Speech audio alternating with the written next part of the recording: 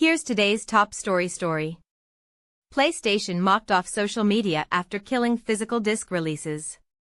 Last week, Sony dropped a bomb. The company will stop producing physical discs for PlayStation games starting in January 2028. To put it mildly, the news was not well received. Users on social media dogpiled the company for a move that will further diminish consumer rights, while game industry veterans mourned the end of an era. PlayStation's X and Instagram accounts have been inactive since delivering the news last Wednesday.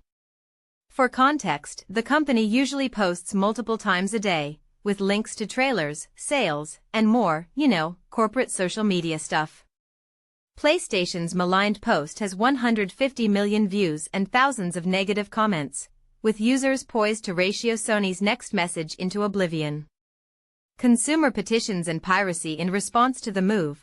Over 125,000 consumers have signed a petition urging the company to reconsider. A disc is a real game you own. You can lend it, trade it, resell it, gift it, collect it, or pass it down to your kids. A box with only a download code is not the same thing. It is a digital license in plastic packaging. You do not own it. You are renting access that can be revoked, the petition reads. Just last month, PlayStation removed over 500 movies from PSN accounts after a rights holder contract expired, meaning even users who had paid for these films could no longer access them. Others who are dismayed by Sony's pivot from physical media have pointed out a PSN policy that allows the company to delete users' accounts after 36 months of inactivity, revoking access to their purchased digital library. The dawning realization that users don't own digital games has led to a surging interest in piracy, just as hackers have found a way to jailbreak the PS5. Searches for the term PS5 jailbreak are up on Google.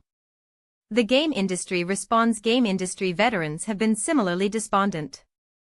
Legendary Metal Gear creator Hideo Kojima brought up Sony's decision at a film festival in Italy, pointing out how it's frightening that publishers now have so much control over what games we can access.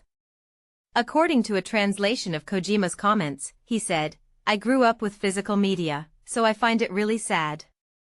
With streaming subscription services, like Netflix or Amazon, there is a server somewhere, and you essentially just have the right to turn the tap, and when you do, the data flows out," Kojima said. There are companies that own these servers and let you turn the tap for a monthly fee. However, with nations, politics and various ways of thinking, one naturally has to consider the possibility that if there is a change, the data inside will stop being distributed. And if that happens, you won't be able to watch or play the movies and games you like. That is what is frightening. A 2021 tweet by Kojima saying, "Eventually, even digital data will no longer be owned by individuals on their own initiative," also resurfaced. Numerous game companies associated with physical releases, like Atari, Silver Lining Interactive, Lost in Cult, Limited Run Games, and Strictly Limited, condemned the move. "We are profoundly disappointed by Sony's decision to suspend physical games production in 2028. I am 8-bit co-owners John Gibson and Amanda White wrote on X. Brands and politicians get involved sensing the low-hanging fruit. A long list of brands began dogging on Sony to score points with consumers. Domino's, GitHub, KFC, and many others turned the PlayStation post into a meme, announcing the switch to digital-only wings and so on. Meanwhile, French politician Jean-Luc Mélenchon sounded off on the announcement, criticizing the notion of companies selling digital media that can be revoked. He promised to open an investigation into the matter next year. "Players have rights too," the auto-translation of the tweet reads. It's hard to know if Sony expected such massive pushback to its decision.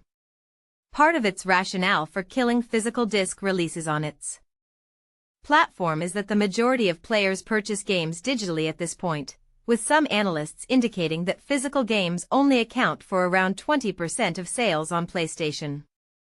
However, while physical game releases are already an imperfect form of preservation, as most new releases receive expansive day-one patches that instantly render what's included on a disc obsolete, it's clear that many players still want to have the option to buy a disc over a digital license that can be revoked on a whim.